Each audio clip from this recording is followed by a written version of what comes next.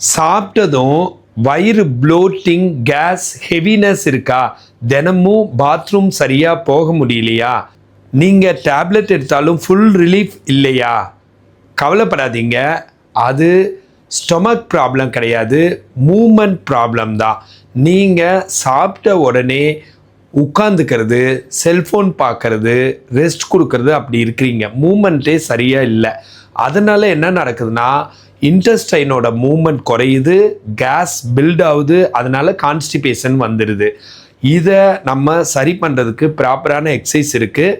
ஆனால் இப்போ நான் சொல்கிற சிம்டம் இருந்தால் நீங்கள் கேர்ஃபுல்லாக இருக்கணும், கண்டிப்பாக டாக்டரை பார்க்கணும். அது என்ன சிம்டம்னு கேட்டிங்கன்னா, கடுமையான வயிற்று வலி, ரொம்ப பெரிய ஒரு ஸ்டொமக் பெயின், அதை தவிர பிளட் இன் த ஸ்டூல்ஸ், அதாவது டாய்லெட் போகிறப்போ பிளட் வர்றது, இதை தவிர உங்களுக்கு வேறு நான் சொன்ன மாதிரி சிம்டம்ஸ் இருந்தால் டெஃபினட்டாக நான் சொல்லித்தர இப்போ எக்ஸசைஸ் பண்ணிங்கன்னா உங்களுக்கு கேஸ் பில்ட் ஆகாது, இன்டெஸ்டைன் மூமெண்ட் நல்லா இருக்கும், அண்டு டைஜஷன் நல்லா நடக்கும்.